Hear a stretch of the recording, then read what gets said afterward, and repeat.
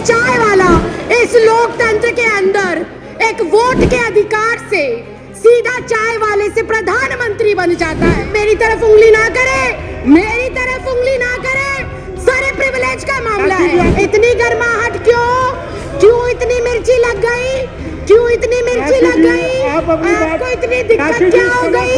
दाढ़ी पैर कौन है, दाढ़ी पैर कौन है, चाय वाला कौन है?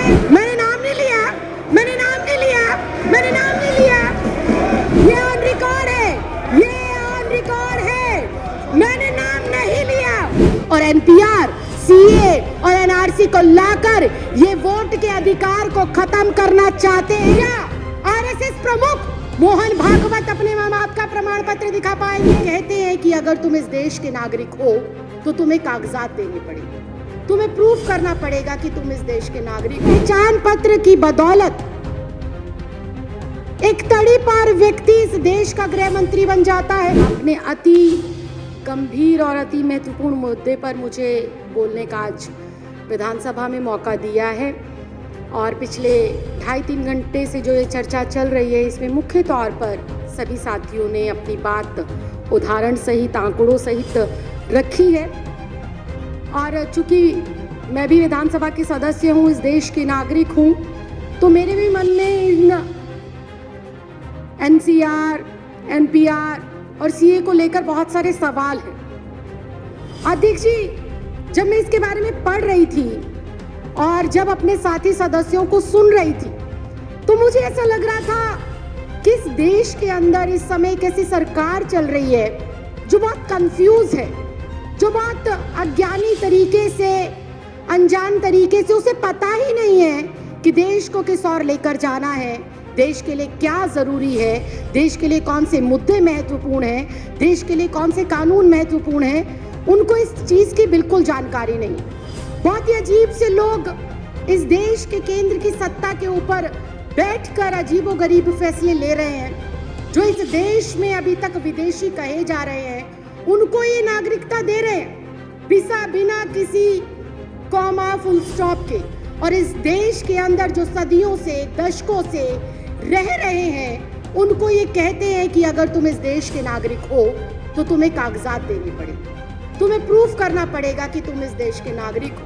ये अजीब विडंबना है। हमारे पास वोटर आईडी कार्ड है, हमारे पास आधार कार्ड है, हमारे पास पैन कार्ड है, हमारे पास पासपोर्ट है, उनको ये हमारे कागज नहीं मानते। जिस वोटर आईडी कार्ड से इनको सत्ता में चुनकर भेजा गया, जिस वोटर आईडी कार्ड से ग्राम पंचायत हो, निगम का चुनाव हो, विधानसभा का चुनाव हो या देश की सर्वोच्च संस्था लोकसभा का चुनाव हो, जिस वोटर आईडी से देश के 128 करोड़ लोग इनको चुनकर भेजते हैं, उस वोटर आईडी कार्ड को भी ये हमारा सबूत के तौर पर मानने को तैयार नहीं। बहुत ही हास्यास्पद बात है कि जिस पहचान पत्र की बदौलत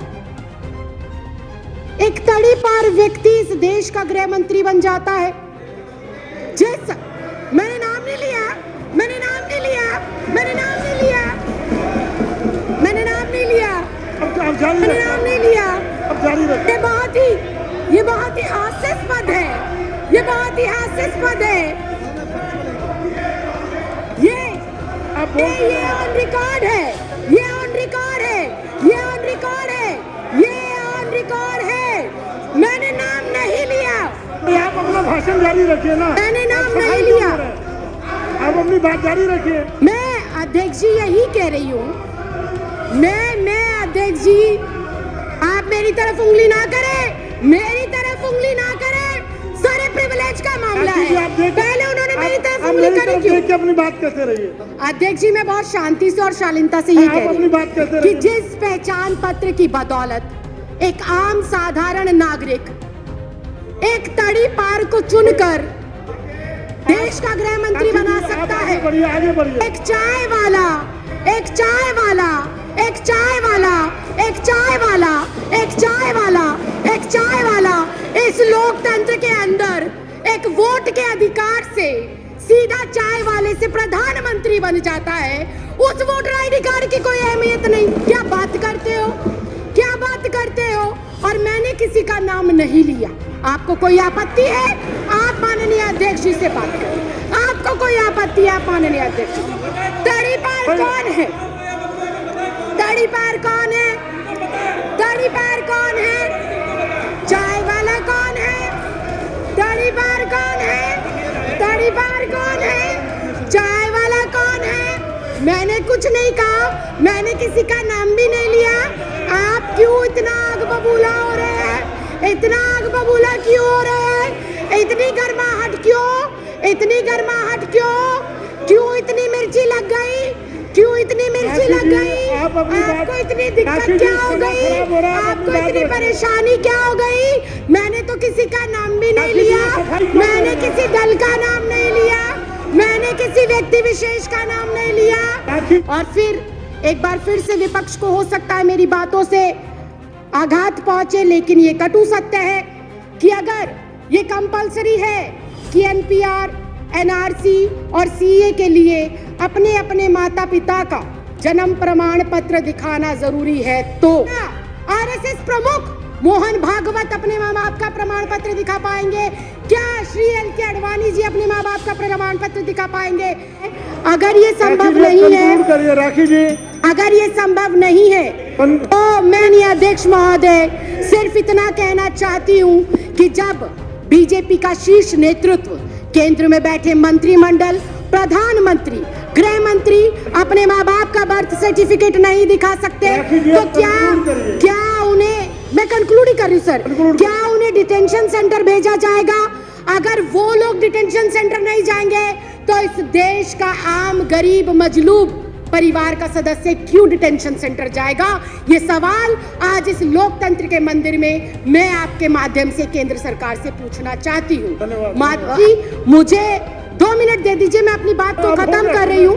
अध्यक्ष जी, मुझे ऐसा लगता है कि एनपीआर, एनआरसी और सीए महज देश की जनता को भटकाने के लिए एक हथियार के रूप में केंद्र सरकार आजमा रही है और भटकाना चाहती है। वो अपनी नाकामियों से जनता को, नोटबंदी से देश को भटकाना चाहती है, जीएसटी की जो अभी मार पड़ी है व्यापारियों के ऊपर, उससे देश की जनता को वो भटकाना चाहती है।